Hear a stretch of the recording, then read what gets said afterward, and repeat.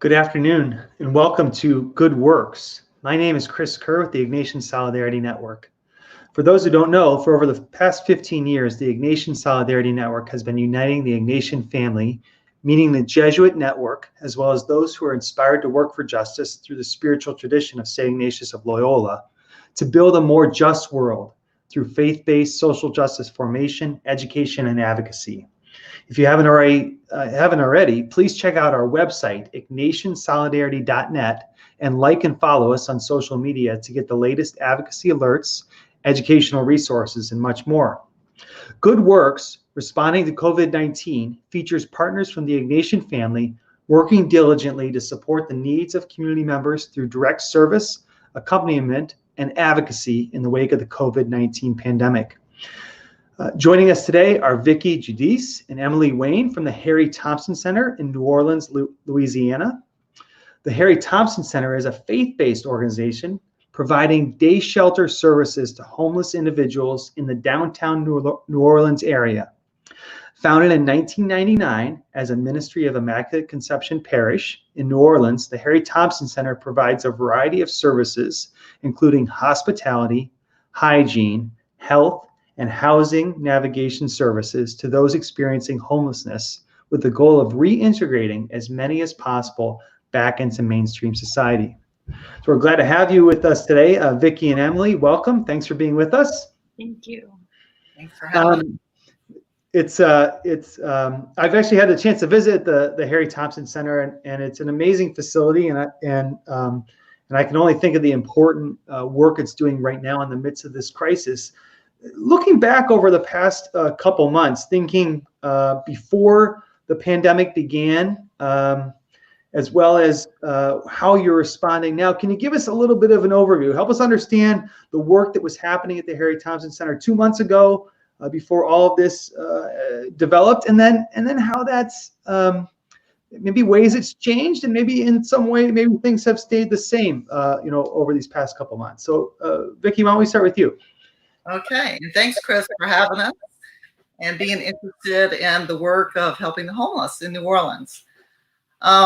Reflecting on the last 6 or 7 weeks, I feel like we've gone from one emergency to another because our work is really emergency work, and we were already, right around Mardi Gras. In February, we were seeing 150 to 200 people come through our doors a day in this day shelter. And we were responding to their emergency needs, their emergency daily needs of needing showers and health services, all the while trying to make them feel welcome, and also trying to help them get back into housing. So we were dealing with that emergency, and then we were really watching the news and had started planning for it. Well, if it got really bad in New Orleans, if it got to 25 people in the city, then we would have to really reassess how we were doing things. And sure enough, 2 weeks after Mardi Gras, we had the first case in the city, and then it quickly got to 25 by that Friday. And so we were able to stay open for about a week and a half after the cases started increasing, but we soon realized with actually our security guard first contracting COVID-19, and then we had to let our volunteers go. Most of our volunteers are older, just temporarily, and then a lot of staff were starting to feel sick, so we decided to stop our services at that time temporarily until everybody felt better and it was safe to open up again. So it was kind of a shocking kind of emergency, going from one emergency to helping the homeless to the emergency of this pandemic. So it's been pretty stressful, and but not nearly as stressful as it is, I'm sure, for people who are homeless. We're used to coming here and getting a shower every day, and using the phone and all the other services that we're providing. So it's been really hard for us to not be open because we know people are depending on us. So personally, it's just been kind of a hard thing to grapple with, and trying to get open as soon as we can, which we are planning to do in the next couple of weeks. So that's one good thing. Great. Yeah. Now help us understand some of the reasons that people come to the Harry Tompson Center. Some of the reasons that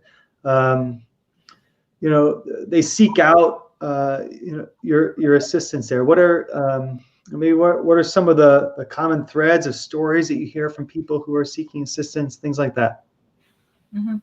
Well, I'm gonna let Emily answer this, but first I just want to say, just broad view, most of the people that come through the center, and we have been documenting, and it's over 5,000 different people a year. So it's a very well used center, but I'd say about 60% of the people who come there are sleeping outside. So they're not necessarily going in shelters. So 40% are going to night shelters and coming here during the day. And the other 60% are either choosing not to go to shelters or can't get in. So that's kind of who we're seeing. Mm-hmm. Emily, you want to say something about the types of services? Or?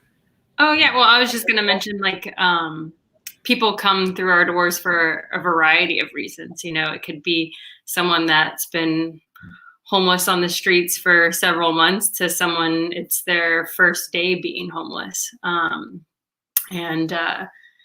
As far as the services, like Vicki mentioned, we, have a phone room where people can make local or long distance calls, so maybe connecting with family, or, making connections for food stamps or doing whatever kind of calls they need to make. We have showers. We give out basic hygiene items like razors, toothbrushes, and a big thing that's going to be tricky, especially now, is just figuring out, we're also just like a space where people can just come and just be. You can just come to our center and just hang out, have a space where you feel safe and comfortable. And especially now going forward, we just have to think about how we can still kind of provide that sense of community and that sense of space for people to come and be in this new era kind of that we're going into.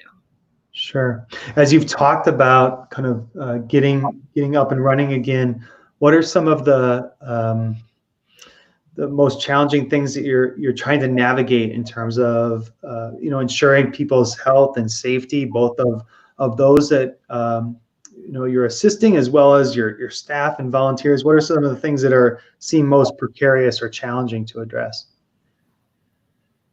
Well, the big issue is really the design of our services is with a group of people that we're servicing. So I think all over the country, we're going to have to be rethinking, how do we help homeless persons in group settings? I mean, we're really going to have to change something. So with the 6 feet social distancing, when we open in a couple of weeks, we're already talking about having people wait for showers in the parking lot with these orange cones that we're going to space so people can wait at a safe distance from each other. And that was modeled by some of the partners that we have here at the Rebuild Center who have been providing meals that way, and it seems to be working pretty well. So we're borrowing that idea. But I think once we get, as we move along in the next couple of months, as Emily said, it's a place to be. So how are we going to offer that same wonderful respite service in a way that's not having people bunch up together too much? So that's a real challenge for us. I think it's going to be a challenge for any social service providing services in big waiting rooms or people lining up for services. It's a whole new time for us. We're really going to have to be thinking about how to do that differently. Yeah, and it's a beautiful facility, and it's well laid out, but like so many facilities, it wasn't. No one was thinking about 6 foot social distancing when it was constructed, right? And to your point too, I mean, I think so much of social service, social ministry is just being, encountering someone, shaking their hand, asking how they're doing, a pat on the back.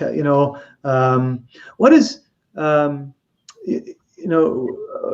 So thinking about the ways that we offer assistance, I was curious, some of the ways that the community has been able to support you in the midst of this crisis. I know that we pulled a couple images from your Instagram feed, so thanks for sharing all that. But the distribution of hygiene kits that you were doing, it looked like volunteers may have been involved with that, and then this group of folks from the Knights of Columbus that were there one day assisting and things like that. How has the community been helping you to respond during this, and how do you see involving the community, volunteers, donations, things like that, as you're able to reopen? Emma?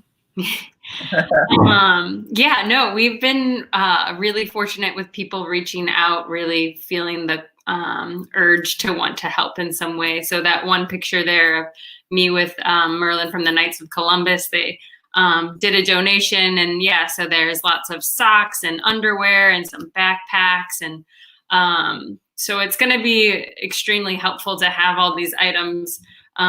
So when we reopen, because obviously the need for things like clean socks and underwear are going to be pretty high. So we feel fortunate that people are really wanting to help us out in that way. And the hygiene kits we were able to distribute for the past couple weeks have been, they have just like the basics, a washcloth, a bar of soap, toothbrush, toothpaste, socks, so even though maybe our doors won't fully open, still trying to provide that hygiene that we know people are needing. But you kind of mentioned too about volunteers.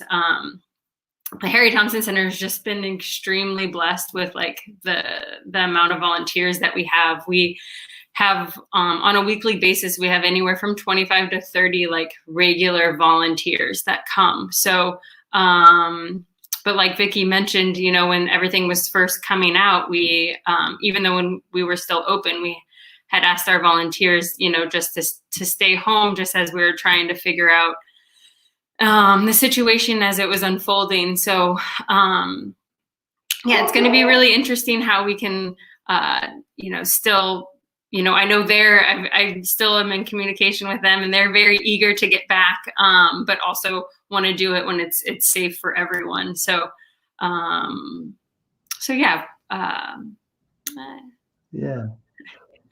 It seems like this is, as Vicki kind of pointed out earlier, it seems like this is a great challenge for social service agencies, and in particular those serving the homeless nationwide, of often having folks in life situations where maybe they have more availability to volunteer, folks who are retired and older and things like that, but also most vulnerable to COVID-19 right now, and so wanting to be extremely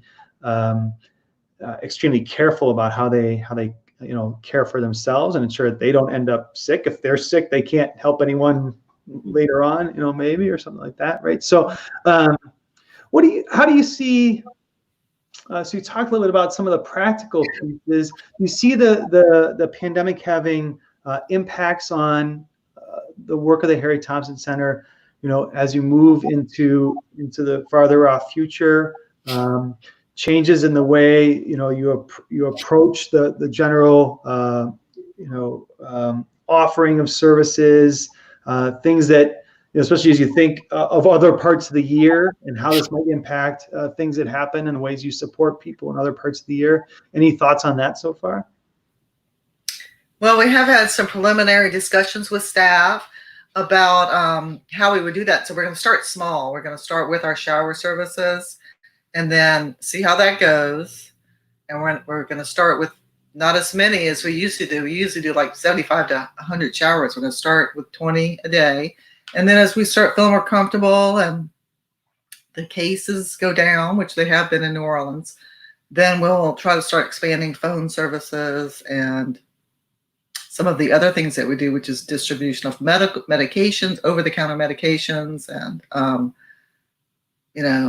we have a health clinic, and that will be a little while probably until we open that up again. But meanwhile, we have been doing throughout the whole the whole past few weeks, we have continued to do case management. So we have 3 case managers who have been in touch with their previous clients, as well as they've been helping with a initiative going on in the community to help where they were moving people out of off the streets into hotels. So they've been doing some of that case management. So that will continue, and we'll open that up to where we'll be able to gradually start seeing our case management clients in person at the center.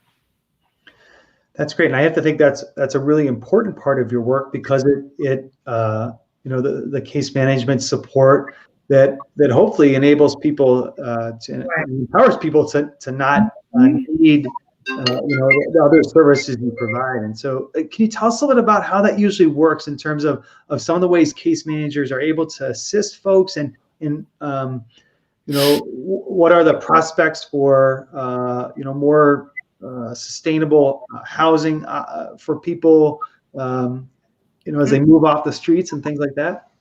Right. Well, we're part of a network with the Continuum of Care in New Orleans, where there's about 60 organizations that work together, and we're trying to navigate people off the streets into housing. So we're part of a what they call a coordinated access system, where we find people who are homeless, who are disabled, and then we gather all the documentation together and then present their application to this coordinated entry system. And then once they're eligible, then they get placed in housing. So every year we've helped about 120 people the last 7 years each year.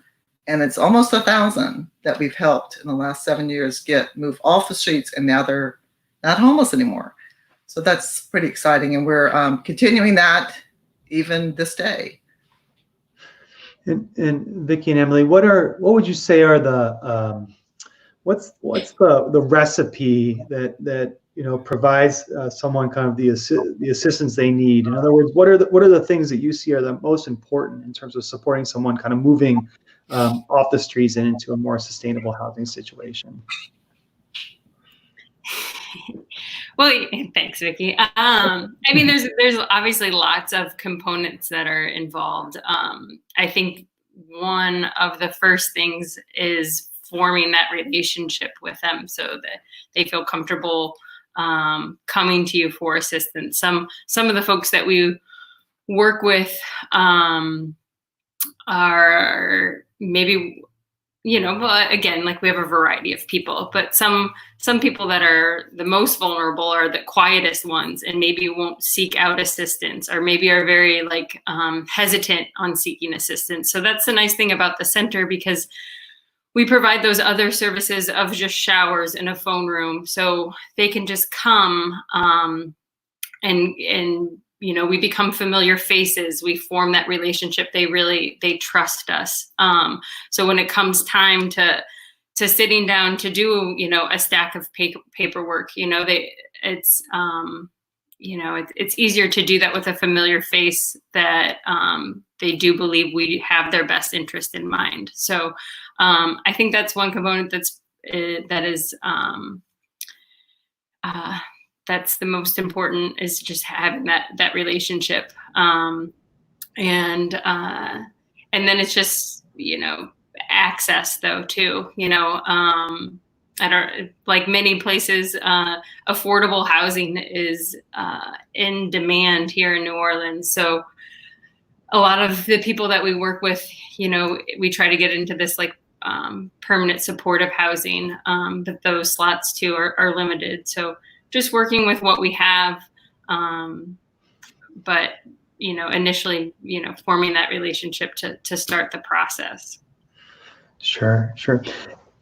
We're running close to the end of our time, but I wanted to ask you one more question, just about those that you work with, that you walk with there at the Harry Tompson Center. What's one thing that you want people to know about the people that the Harry Tompson Center supports and works with, who are homeless? What's one thing you hope people could come to understand about them, their lives, their character, things like that? one thing I wanted to say is it's something that somebody told me is actually one of our staff persons, Kevin, who's was featured in the Instagram post about handing out hygiene kits. So he one time spoke at a press conference, and he told all the people there, all the mayor and all these city council persons, that, you know, when you see a homeless person, you know, you don't really know too much about them. So you have to respect them. You don't know what their story is. And you don't know where they've been. So, you know, we are somebody and we have a story. So respect us. So I've never really forgotten that. And I think that's so true. Everybody has a story. You have no idea till you get to know the person. And just this another person who during the pandemic called my office phone and left a message, and we've been looking for him. We've been trying to house him for 7 years, and he had been incarcerated, but he had our number, and the social worker called, and now we're where he's about to get housed. So again, somebody who never was interested in housing, was very mentally ill, and he changed. So people change too. So they've got a story, and then even if they're having a hard time, they could change. Things could be different. Excellent. Emily, for you? Yeah, just like kind of similar on those lines. Like I always say to people, like, you know, I like growing up, even if, you know, maybe my family is dysfunctional, every family is, I guess, but like, I always knew that I was loved, you know, like that was never a doubt. And I think that that's something that people don't really realize, that not everybody has that luxury, you know? And so people that walk through our doors, like, I feel like it's our mission to make them feel that love that we all deserve. And so, you know, we always say that our mission is based on respecting the human dignity in us all. And like that is our mission. And, you know, everybody wants to be loved. It's just innate in us all. So, so yeah, just that, you know, everyone is worthy of love and we all want it. That's wonderful. Well, that's a great message to end on. And we're so grateful for the work of the Harry Tompson Center and walking with people there, and excited that things are getting recalibrated to be able to support people, and that there's good work continuing to happen. So thanks so much for the work that you're doing at the Harry Tompson Center there in New Orleans. And thanks for being with us today, Vicki and Emily. Really appreciate your time. Before we finish up, we're gonna just want to tell you about a few things that are that are coming up for those who are watching right now. One, we want to let you know that you can join us in calling on Congress to ensure the protection of those most in need amid this COVID-19 crisis, including asking our elected officials for measures to improve the economic security of the most vulnerable and address the unique health risks posed to people in our prisons, migrants, low-income communities, and communities of color, which already bear the burden of poor environmental and health conditions. You can take action right now by texting COVID, that's COVID, to 202-800-1541. Again, that's COVID to 202-800-1541. I also want to let you know about some upcoming ISN broadcasts. Join us next Wednesday, May 13th at 4 p.m. Eastern, 3 p.m. Central for a special edition of ISN Live focused on the realities of criminal justice amid the COVID-19 crisis. It'll be a live stream conversation that will explore the impacts of COVID-19 on the criminal justice system. And next Wednesday night, we will have Solidarity on Tap, featuring Tom Shaboya, who's the president of the Jesuit Volunteer Corps. And the following week, we'll welcome Danielle Vea, who's the Director of Social Cohesion and Reconciliation for Jesuit Refugee Service International, and has recently wrote a book about the situation of refugees across the world. So again, thank you so much for joining us today for this episode of Good Works, Responding to COVID-19. We hope to see you next Thursday at 4 p.m. Eastern, 3 p.m. Central for our next edition as well. Have a great day.